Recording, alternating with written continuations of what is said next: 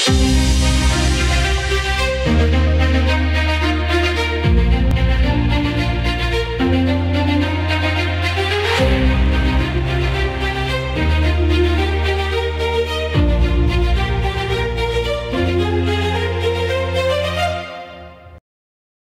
lagi kita dalam rancangan kita pada pagi ini atau Wancana Firman.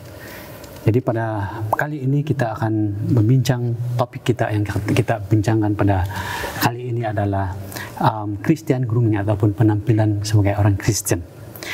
Jadi pada saat ini ayat inti kita adalah terdapat dalam 1 Korintus 10 ayat 1. Sebelum kita melanjutkan perbincangan kita pada kali ini, kita akan berdoa terlebih dahulu. Kita akan meminta Saudara Javinus untuk berdoa. Mari kita berdoa. Bapa kami di surga, terima kasih ya Bapa atas kesempatan indah untuk kami berwacana firman pada hari ini. Kami memohon Roh Kudus-Mu beserta dengan kami, memimpin kami dalam perbincangan ini ya Bapa, agar kami boleh mempelajari sesuatu yang indah dan ianya boleh membantu kami di dalam pertumbuhan kami dalam Engkau. Kami serahkan doa ini di dalam nama Tuhan Yesus Juru Selamat kami semua. Amin. Amin. Amin. Amin. Kalau kita membuka dalam 1 Korintus, kalau kita melihat 1 Korintus 10 ayat 31, yang dikatakan di sana adalah setiap yang kamu lakukan, baik makan maupun minum, lakukanlah untuk memuliakan nama Allah. Jadi itu adalah bacaan ayat inti kita pada hari ini. Kalau kita melihat ayat ini, kalau kita melihat backgroundnya adalah Paulus menulis ayat tersebut ataupun Korintus ini untuk umat-umat di Korintus, di mana mereka mempunyai banyak masalah. Dan di sini Paulus menulis prinsip-prinsip kehidupan sebagai seorang Kristen, supaya mereka kehidupan mereka teratur. Jadi pada saat ini kita akan berbincang, satu daripada prinsipnya adalah kepenampilan seorang Kristen. Jadi pada saat ini kita akan mengupas apakah sebenarnya yang dimaksudkan dengan penampilan seorang Kristen. Jadi pada saat ini soalan yang kita akan bincangkan pertamanya adalah, adakah penampilan ini penting bagi Tuhan? Ataupun dalam kata luarannya, kadang-kadang orang melihat penampilan ini adalah untuk suka-suka saja, ataupun terpulang kepada saya untuk membuat apa saja yang kita lakukan. Tapi di sini soalannya adalah, adakah penampilan ini penting bagi Tuhan? Jeff, apa pendapat kamu?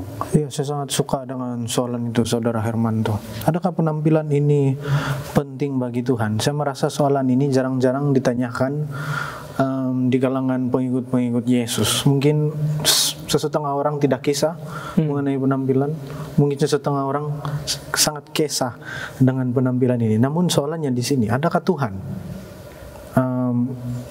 menganggap penampilan ini penting ataupun tidak? Jadi saya rasa cukup selesa untuk memulakan perbincangan ini dengan mengatakan seperti ini.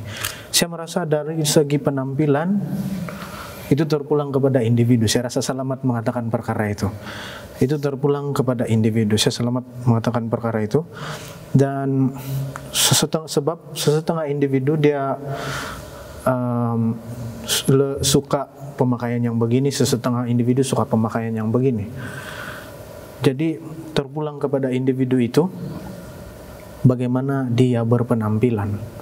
Itu hak mereka. Saya selesa mengatakan perkara itu. Namun saya terbuka kepada komen dan juga tambahan terhadap pernyataan yang saya kongsikan itu.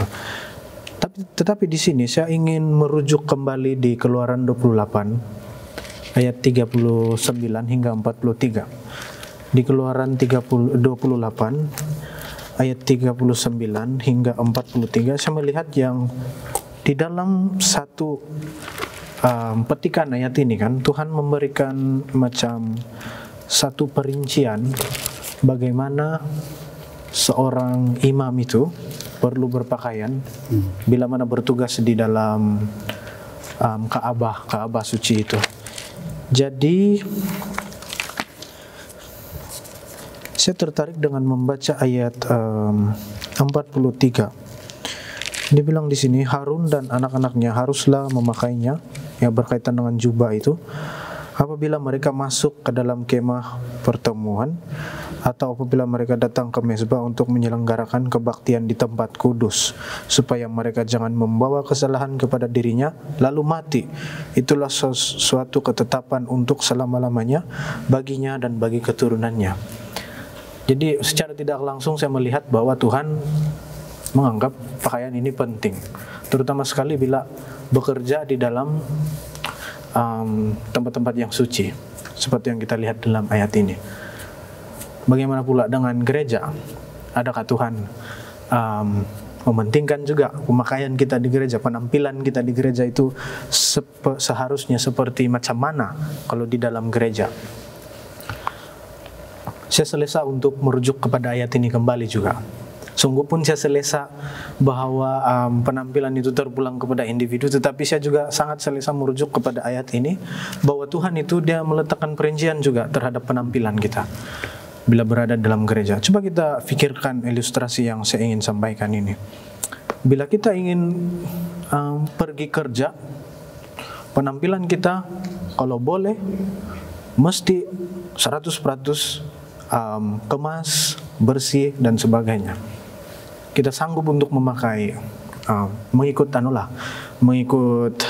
pekerjaan masing-masing. Bagi mereka yang bekerja di pejabat, barangkali mereka sanggup untuk memakai baju kemeja, baju kot, necktie, semua, tali leher semua, tali pinggang, dan mungkin setengah orang sanggup bangun pagi semata-mata untuk bahasa kita bilang setrika baju. Ya, jadi sanggup, ada kesanggupan di sana untuk berkemas semata-mata mau pergi kerja.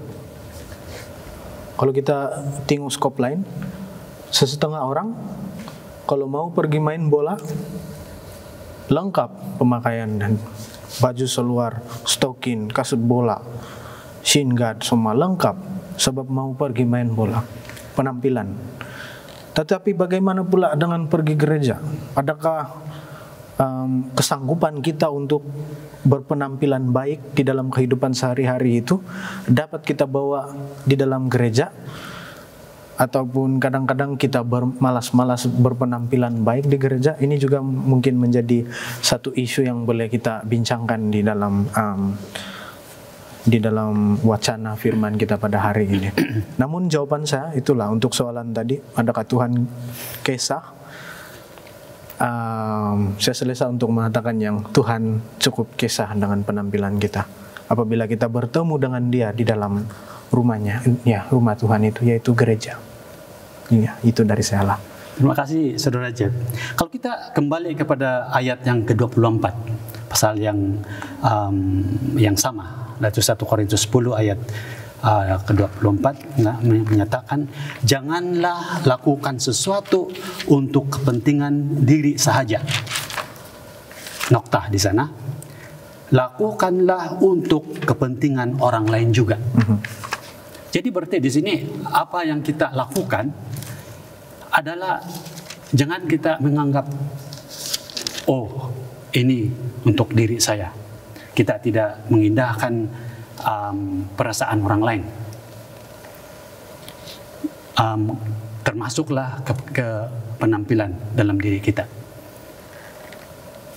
Kan? Kalau kita kaitkan dengan apa yang Saudara Jeff katakan tadi. Iya, saya rasa dalam penampilan inilah di mana seperti yang sudah disebut tadi, dalam penampilan inilah nampaknya orang mengatakan bahwa saya buat apa yang saya suka. Dia mau kebebasan di sana. Dan bertepatan sekali dalam 1 Korintus 10 ini, dia juga mengaitkan sesuatu mengenai kebebasan orang Kristen di Korintus yang mengatakan saya boleh buat apa saja yang saya mau lakukan. Dan dalam konteks yang ayat pasal yang ke-10 ini, dia mengatakan mengenai memakan makanan yang telah dipersembahkan kepada berhala, tetapi dengan melakukan sedemikian ada orang yang tersandung. Paulus mengatakan jangan gunakan kebebasan kamu itu untuk diri kamu sahaja, seperti yang kamu sudah lihat dalam ayat yang ke-24 itu.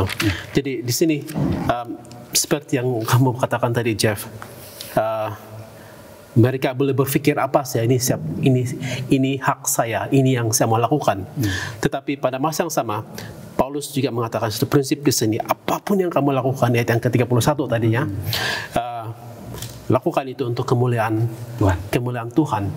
Jadi adakah kalau kita aplikasikan ini dalam penampilan kita, adakah dengan memakai singlet pergi ke gereja itu, contohnya ialah adakah memakai singlet pergi ke gereja itu sesuatu yang kamu boleh lakukan sebab kamu adalah bebas? Iya, boleh. Tetapi adakah itu membawa kemuliaan kepada Tuhan apabila ada orang yang mungkin tidak selesai worship karena itu? Dan di sanalah yang Paulus katakan, kamu harus memikirkan hal orang lain juga, dan itu dikatakan oleh Paulus sebagai kasih juga. Ya, sangat menarik sekali perbincangan kita mengenai dengan soalan adakah penampilan ini penting bagi Tuhan. Dan memang iya, seperti yang Saudara Jeff katakan tadi, yang Dr. Gerard katakan tadi. Saudara Exwadi, ada apa-apa mau tambah di sana? Ya, seperti apa yang kita sudah perbincangkan, dan daripada apa yang telah dengar, bahwa memang penampilan ini penting bagi Tuhan, sangat penting, dan secara biblical ya sangat penting. Saya lihat bahwa penampilan ini berkaitan dengan apa yang ada di dalam diri kita. Contohnya, kita mempercayai bahwa penampilan ini adalah satu kebebasan. Untuk setiap individu, adakah mahu untuk berpenampilan seperti itu ataupun seperti ini. Bagi saya secara pribadi, penampilan ini kita akan tunjukkan apabila dalaman kita yang kita lakukan itu setiap hari, dia akan, kalau saya boleh katakan, keluar Bang. Macam tuh. Contohnya, kalau saya adalah seorang yang suka dengan seperti apa yang Saudara Jeff cakap tadi, suka untuk bermain bola, kemungkinan saja di mana-mana saya pergi, saya akan memakai baju bola, baju pasukan kegemaran saya. Ataupun kalau saya ini seorang yang suka untuk bersukan, saya suka untuk memakai pakaian yang sesuai untuk bersukan. Di mana-mana pun saya pergi, Adidas, Nike, oke, contohnya itu. Bagi saya, kenapa penampilan ini penting bagi Tuhan? Setiap hari kita sebagai orang Kristen perlu melakukan apa yang dikatakan communion, daily communion dengan Tuhan. Maksudnya hari-hari kita akan berbicara dengan Tuhan secara pribadi. Dan daripada kita punya relationship dengan Tuhan, daripada itu kita berdoa, kita mempelajari firman-Nya, dan setiap hari kita akan dibentuk. Sebab untuk mendekatkan diri kita kepada Tuhan itu adalah satu proses. Jadi penampilan apabila kita datang ke gereja, apabila kita melalui proses itu, di mana kita memahami bahwa pentingnya untuk kita mendekatkan diri kepada Tuhan, kita lebih tahu bagaimana kita mahu untuk mempersembahkan diri kita secara penampilan kita kepada Tuhan. Karena kita tahu bahwa mendekatkan diri dengan Tuhan, berdoa itu penting, mempelajari firman-Nya itu penting. Jadi secara natural dan secara kita memahami bahwa pentingnya berpenampilan yang baik, yang bersesuaian di hadapan Tuhan. Terima kasih, Saudara Exodi. Jadi jelas sekali penampilan tersebut adalah sangat penting sekali. Jadi berarti di sini kita harus memberi penampilan diri pada setiap waktu dan keadaan yang berbeza. Kita tidak boleh pakai necktie apabila kita bermain bola, kan? Ya, betul. Kita tidak boleh pakai pakaian main bola apabila kita menghadap satu upacara yang resmi, seperti di gereja. Jadi kita harus berpenampilan dengan keadaan yang sesuai. Jadi persoalan seterusnya di sini adalah apakah standar Alkitab mengenai penampilan Kristen untuk umatnya sama ada lelaki, perempuan. Kalau kita lihat di dalam 1 Petrus 3 ayat yang kita keempat dan juga 1 Timotius 2 ayat 9. Coba kita baca apa yang dikatakan di dalam ayat tersebut. Siapa yang sudah melihat, tolong baca dalam ayat tersebut di dalam 1 Petrus 3 ayat 4. 1 Petrus 3 ayat 4. Tetapi perhiasanmu ialah manusia batinia yang tersembunyi dengan perhiasan yang tidak binasa, yang berasal dari roh yang lemah, lembut, dan tenteram, yang sangat berharga di mata Allah. Oke, ayat yang keduanya adalah 1 Timotius 2 ayat 9.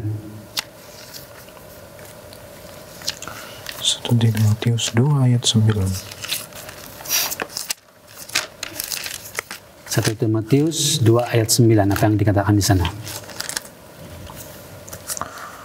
1 Timotius 2 ayat 9. Demikian juga hendaknya perempuan, hendaklah ia berdandan dengan pantas, dengan sopan dan sederhana.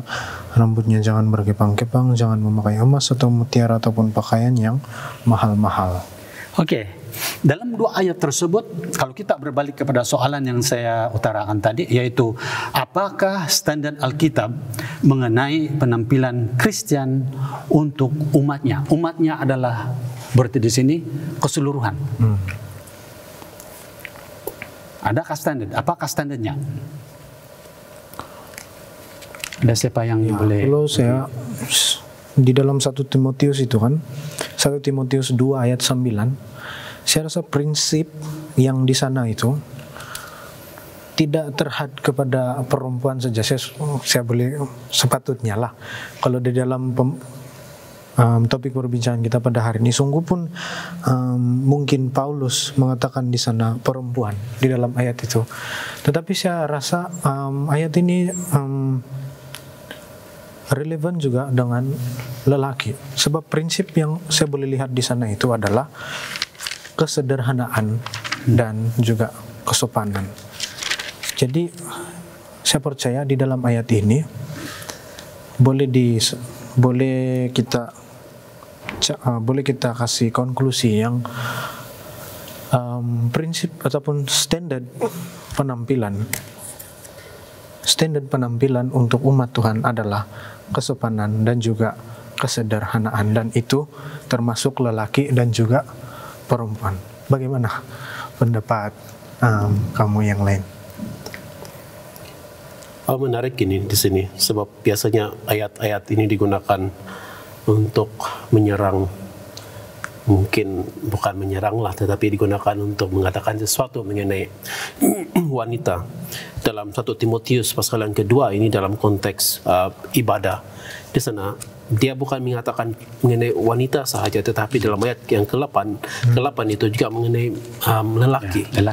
Juga lelaki, dan ada hal-hal tertentu yang harus dilakukan dan harus supaya tidak dilakukan ketika dalam ibadah. Dan di sini dalam ayat ke-9 itu coincidentally disebut mengenai wanita di sana. Dan dia menyebut mengenai pemakaian dan sebagainya. Dalam 1 Petrus 3 tadi kita melihat juga merujuk kepada wanita. Kenapa wanita sahaja di sini?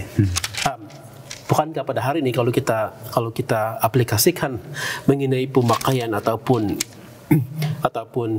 memakai barang kemas dalam badan itu, bukankah lelaki lagi kadang-kadang pun berlebih-lebihan kadang-kadang? Ya, betul. Kita harus melihat kepada apa yang berlaku pada saat ini dalam 1 Timotius, dalam 1 Petrus, dan jangan kita terus apply dia tanpa melihat kepada konteks dan melihat kepada dasarnya di sini. Dan di sini kita melihat dasarnya di sini adalah 1 Timotius adalah mengenai ibadah, dan dalam 1 Petrus itu adalah antara hubungan suami dan istri dan sebagainya, dan ada di sebaliknya itu. Tapi seperti yang kamu katakan, ini harus dilihat dari segi prinsipnya di sini, sebab lelaki pun ada juga memakai perhiasan, tetapi dalamnya itu orang katakan busuk. Perempuan, wanita pada zaman itu mungkin dilihat sebagai perlu melakukan sesuatu seperti yang kita sebut tadi dalam pembacaan itu. Tetapi poin utama yang dikatakan oleh Petrus ataupun Paulus, Petrus lah terutama di sini, dia melihat kepada apa yang di dalam dan di dalam seseorang itu. Sebab apa yang di dalam seseorang itu akan diterjemahkan di dalam kehidupan harian seseorang. Sangat menarik Pastor Gerard. Terima kasih atas penerangan tersebut. Dan kita boleh lihat di sini bahwa apabila kita melihat ataupun mempelajari sesuatu ayat, kita harus melihat konteks ataupun untuk siapa ayat tersebut diutarakan. Jadi ada apa lagi? Mungkin Saudara Eksbodi ada penambahan pada soalan tersebut? Saya sangat setuju dengan apa yang dikatakan sebentar tadi. Dan apabila kita melihat Alkitab, pentingnya untuk kita melihat apa prinsip dia, apa yang sebenarnya mau disampaikan oleh penulis sebelum kita mengaplikasikan sesuatu. Dan itu sangatlah betul. Bagaimana untuk kita melihat kepada Alkitab. Dan saya setuju bahwa dalam Alkitab dia mempunyai perkara yang spesifik, di mana wanita seharusnya tidak melakukan ini, laki seharusnya tidak melakukan itu, dan juga di antara suami istri. Dan kita boleh lihat ini di dalam tulisan Petrus sendiri dan juga Paulus sendiri. Dan mereka adalah antara orang-orang yang mana di Alkitab, orang-orang yang sangat kuat di dalam iman mereka kepada Tuhan, karena mereka percaya bahwa melakukan yang terbaik untuk Tuhan adalah sangat-sangat penting. Jadi memandangkan mereka tahu bahwa ini adalah sangat penting, seperti apa yang dikatakan Dr. Gerard sebentar tadi, bahwa dalaman kita itulah yang akan mengeluarkan. Kadang-kadang orang memakai sesuatu seperti yang dikatakan tadi, tapi dalamnya berbeza daripada luarannya. Jadi dalaman ini sangat penting bagi saya lah. Sangat penting sebab apabila kita mempunyai dalaman yang baik, luarannya juga pasti akan secara natural. So Tuhan juga melihat apa yang di dalam kita. Banyak orang mengatakan bahwa kalau saya pakai macam ini, kalau saya bertabiat seperti ini, tidak bermaksud saya punya dalaman tidaklah bersesuaian dengan Tuhan, seperti itu. Ada orang mengatakan luar lain di dalam lain. Bagi saya di dalam yang penting, disebabkan itu akan menampilkan siapa diri kita sebenar. So standar Alkitab mengenai penampilan Kristen untuk umatnya adalah sangat kita perlu tekankan di dalam kehidupan kita. Sebab kalau kita tidak tahu macam mana kita untuk berpenampilan, mungkin daripada rambut kita, macam mana untuk kita menyisir rambut kita, mungkin daripada kita punya sikap dan sebagainya. Adakah kita ini seorang Kristen? Seperti itu. Jadi saya sangat setuju bahwa penampilan ini untuk Kristen secara umumnya lelaki dan perempuan mempunyai prinsipnya tersendiri yang ditulis di Alkitab.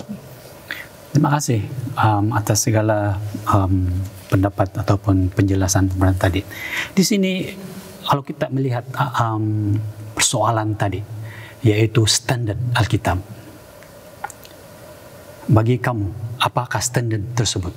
Adakah dari segi kesopanan ataupun daripada kepenampilan, daripada segi kesederhanaan.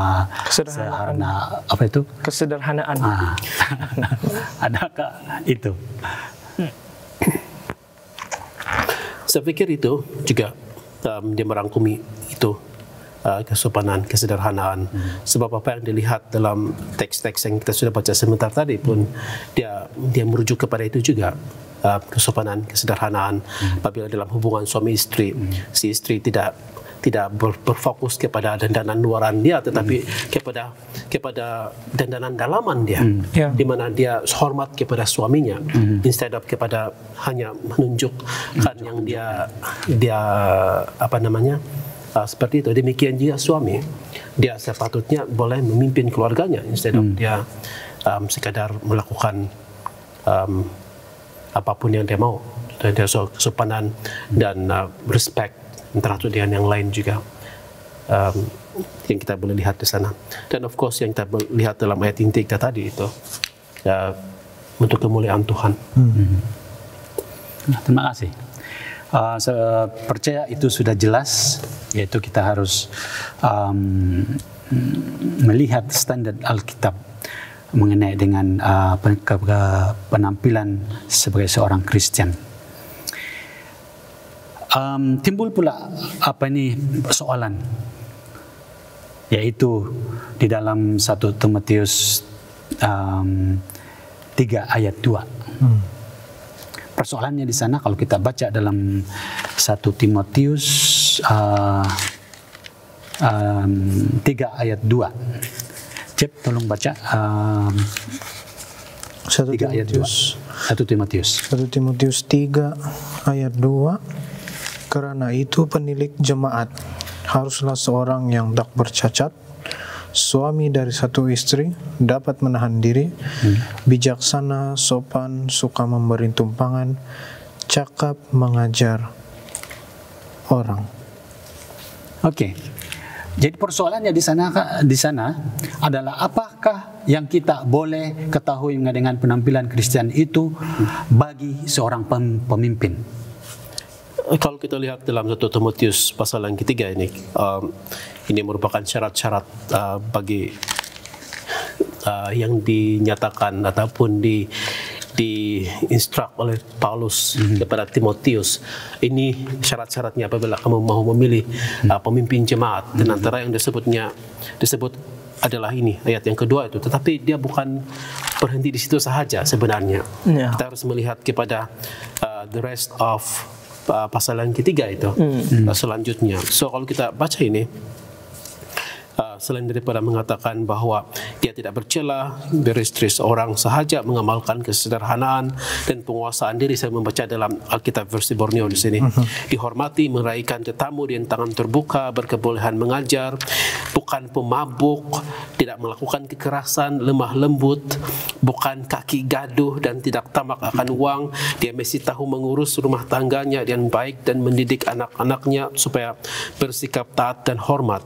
Kalau dia tidak tahu mengurus, bagaimana dia menjadi pengurus jemaat Tuhan, dia katakan.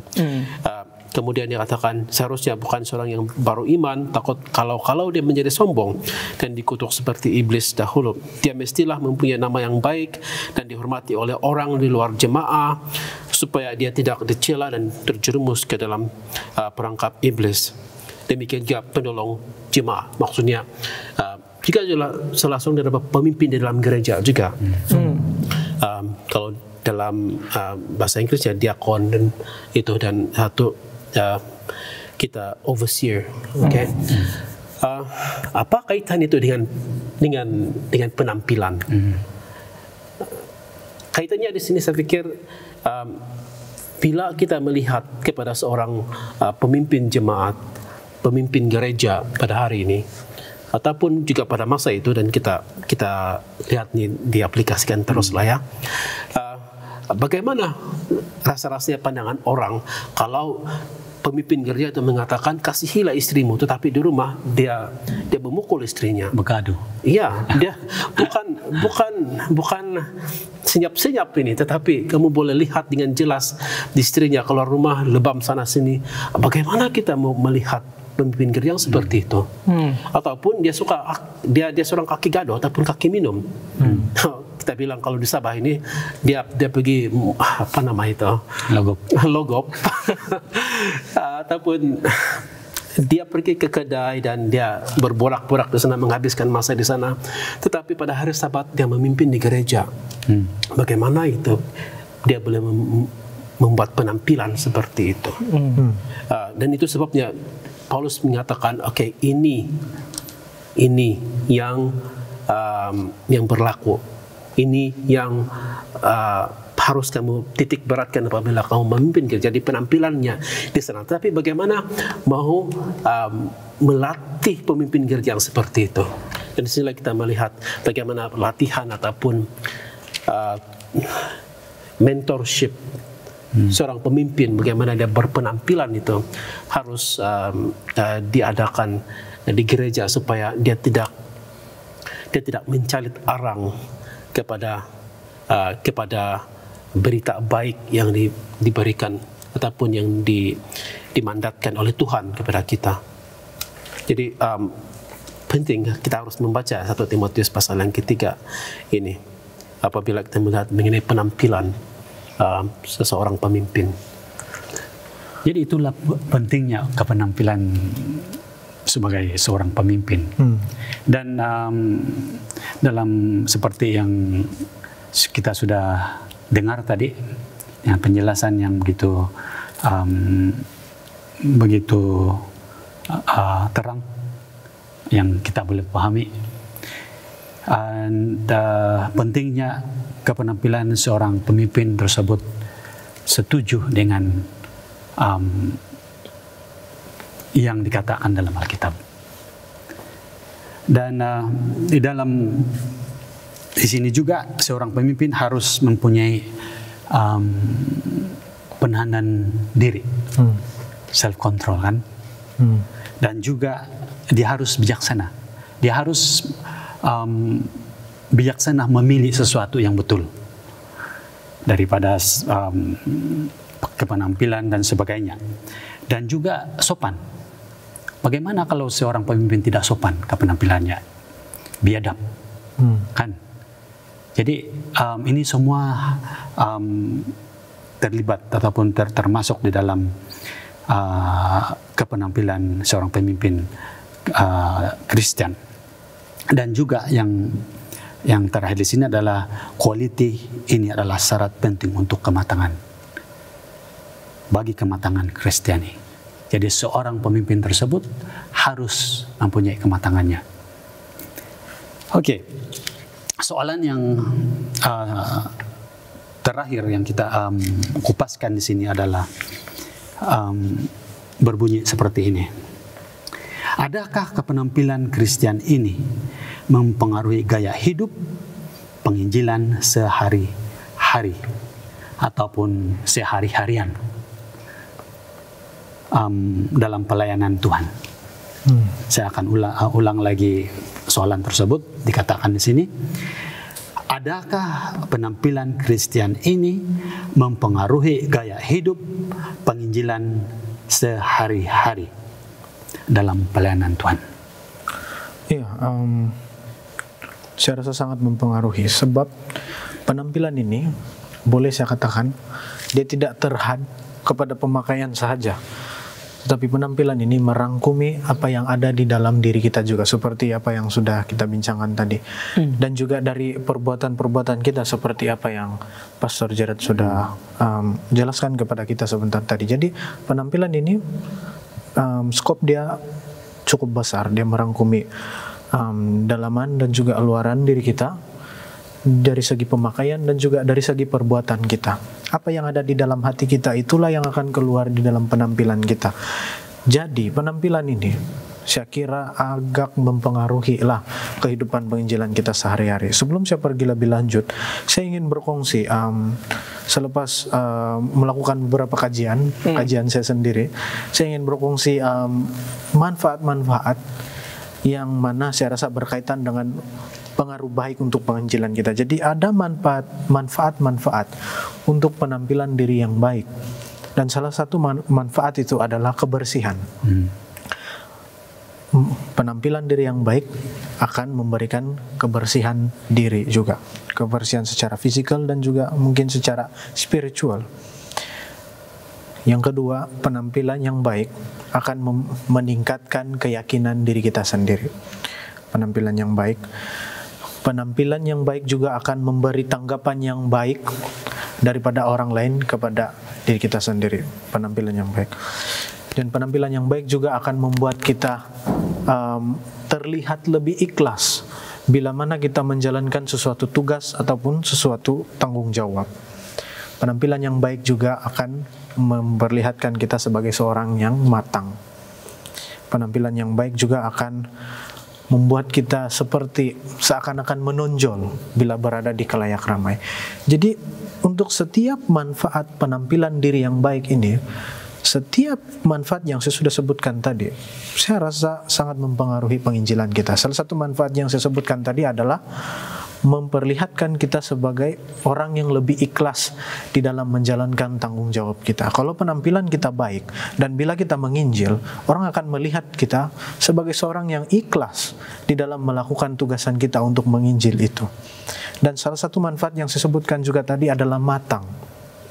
Bila penampilan diri kita baik, kita akan kelihatan matang dan orang akan lebih percaya akan penginjilan yang kita coba sampaikan itu. Dan yang ketiga di sini meningkatkan keyakinan diri sendiri. Penampilan yang baik akan mempengaruhi keyakinan diri kita juga.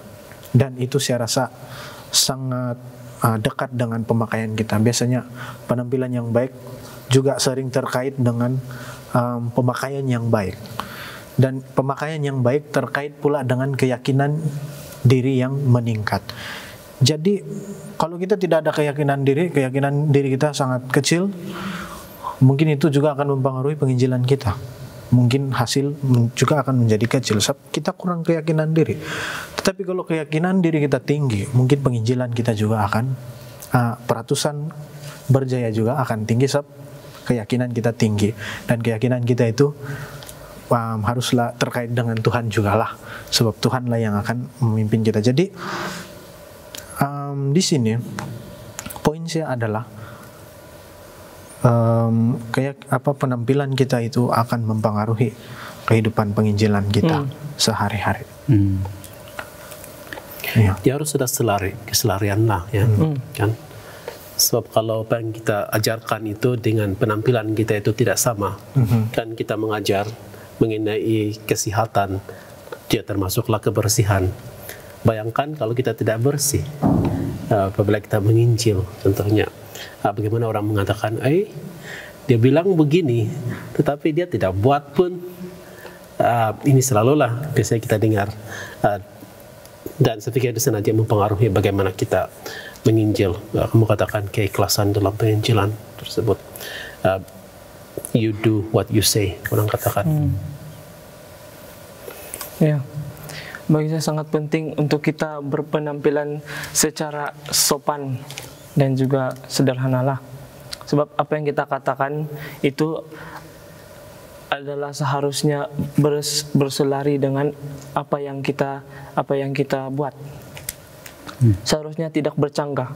Dan itulah yang selalu diingatkan oleh ibu bapak saya sendiri. Jangan cakap apa yang kamu tidak boleh lakukan. Jadi lakukan dahulu, baru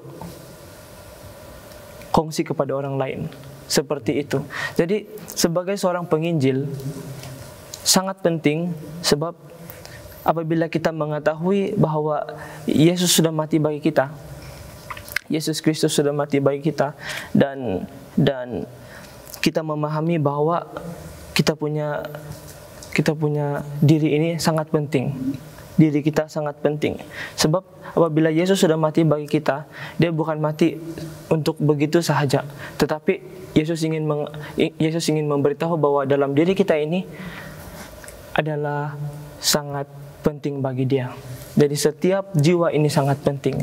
Jadi sebagai seorang penginjil, sangat penting untuk kita berpenampilan dengan baik, dan dalam masa yang sama kita memikirkan bahwa apa yang kita lakukan itu bersesuaian dengan kehendak Tuhan. Sebab Yesus sudah mati untuk kita dan mengampuni dosa kita. Tidakkah kita mahu untuk melakukan itu kepada orang lain juga? Contohnya kita melakukan apa yang Yesus ingin kita lakukan, yaitu untuk menginjil tentangnya, dan dalam masa yang sama kita mempersembahkan diri kita dengan baik. Jadi ini bukan saja dapat memberikan orang keyakinan kepada kita, tetapi juga memberikan kita semangat untuk melayani Tuhan, sebab kita sudah bersedia daripada pakaian kita. Bermula dengan daripada apa yang kita ada, pakaian kita, dan sekarang kita sudah bersedia untuk menginjil. Terima kasih penerangan tersebut yang sudah kita perbincangkan, dan saya percaya bahwa perbincangan kita pada kali ini adalah lebih orang kata bermakna. Kita sudah korek sebanyak mana yang kita boleh melalui Alkitab. Jadi penampilan seorang Kristen adalah sangat penting sekali dalam kehidupan kita sehari-hari, maupun kita sebagai seorang ahli gereja biasa yang tidak ada kedudukan. Kita harus menetapkan standar, mengikut standar-standar Alkitab yang telah diletakkan dalam Alkitab. Dan juga bagaimana kita harus sebagai seorang pemimpin dalam gereja. Penampilan itu sangat penting, dan juga dalam penginjilan kita. Jadi dengan ini kita akan akhiri perbincangan kita pada saat ini dengan doa. Mari kita berdoa. Ya Allah Bapa kami dalam kerajaan surga, sekali lagi kami sangat bersyukur kamu telah berserta dengan kami, dengan bantuan Roh Kudus-Mu yang telah berikan kepada kami, di mana kami dapat berbincang bersama-sama mengenai dengan topik kami pada saat ini, yaitu bagaimana seorang Kristen harus berpenampilan melalui standar Alkitab.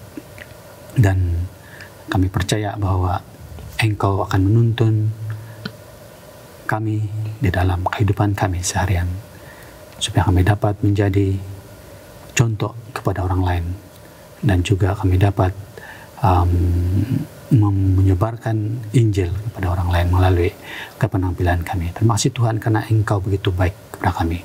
Dalam nama Tuhan Yesus kami berdoa. Amin. Amin. Amin.